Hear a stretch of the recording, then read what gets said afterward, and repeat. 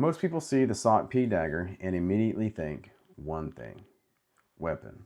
But if that's all you see, you're missing the design completely.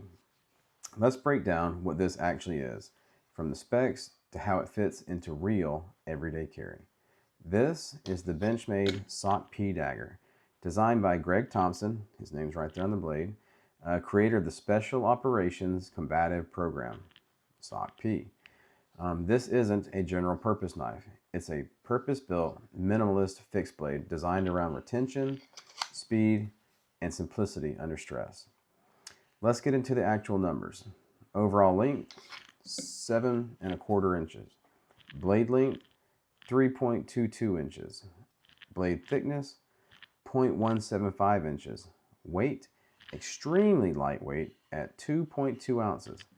One of my great disappointments with it is the blade steel is 440C stainless steel with a HRC of between 58 and 60. Now what matters? 440C isn't trendy, but it is corrosion resistant, easy to maintain, tough enough for a thin profile blade, and this is a performance over hype steel choice. This is where the SOC-P gets interesting. Skeletonized construction, no scales, no bulk, full tang frame. That design reduces the weight and allows it to sit flat against the body. So if you look at the sheath, it's flat on this side. So if you put it in your vest, it's designed to fit right between the MOLLE. And if you put it in your pocket, it sits flat against your body. So this is a double-edged dagger. It's got a symmetrical edge profile, very narrow tip, optimized for penetration, not slicing.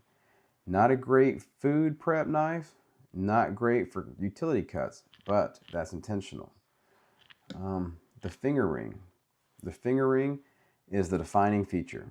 It locks a knife into your hand, prevents dropping it under stress, and allows weapon retention even with the compromised grip.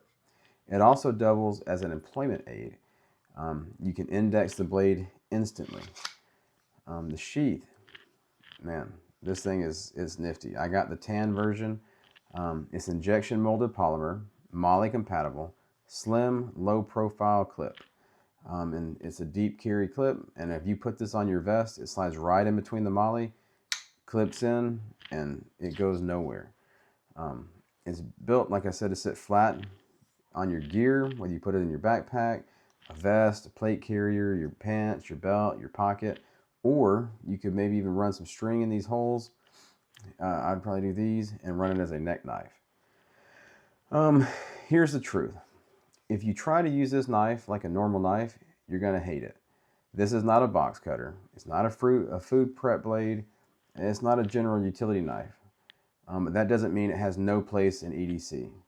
It just means you need to understand how to integrate it correctly. Let's talk real world use outside of worst case scenarios. It's a good backup blade.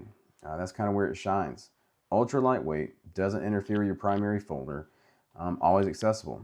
Think of it as a secondary tool, but not your main knife. And that's kind of how I use it. I carry it in my front left pocket.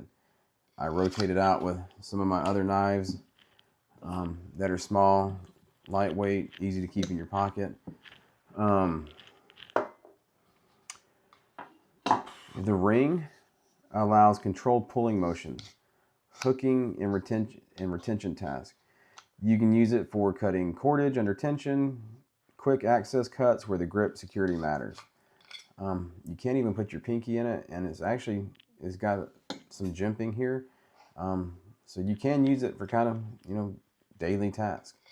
The low profile carry, man, this thing is, because of the size and weight, it just disappears in your pocket, on your belt, on your vest. It's easy to conceal, doesn't print heavily. I will say in pocket carry, you do get, it's deep carry, so you get about this much of the blade sticking out of your pocket. It is kind of noticeable. I actually had somebody comment on it and thought, hey, what knife is that? I was shocked. I didn't even realize what they were talking about. I forgot it was in my pocket. but they saw, you know, that much of it. And I was like, oh, that's the Benchmade there. Yeah, is that the SOC-P? And I was like, it is actually. Now, this was a law enforcement person. They didn't give me grief about it, but they recognized what it was. But you can run this appendix behind the hip, on a vest or in a bag in your pocket. The ring also kind of helps with whether you have gloved hands or wet conditions. People often overlook that, but the ring makes it usable when your hands are wet, again, wearing gloves, when your fine motor skills are compromised, and that's not just tactical, that's practical. Let's go over some pros and cons. Extremely lightweight, 2.2 ounces. I mean, I need to put on the scale. That might even be 2.2 ounces with the damn sheath on it. It's pretty lightweight. It's very simple. I mean, it's just basically a piece of thin, sharpened steel. It does feel good. Like when you hold it reverse grip, it feels good. And shockingly enough, if you run your pinky through it, you know, it feels very good in the hand. Excellent retention. Putting it on my vest, this thing's never pulled out. Putting it in my pocket, this clip is amazing. It has never pulled out. The sheath stays, it rises a little bit just with the pull of the loose pants on my pocket. Sheath stays in place. This knife, I thought would do the same, but this knife, the whole sheath, everything pulls out. You have to break this one free with your thumb before it'll come out when it's in your pocket. If you don't, this whole clip, everything just pulls right out of your pocket. Because it's 440C stainless steel, you do get some corrosion resistance. I don't know that I would say it's as good as MagnaCut, but I paint all my stuff anyway, so the really only place it's going to rust would be around the edge. But, you know, we should be able to sharpen that out. This disappears in your EDC setup. Some of the cons, very limited general utility.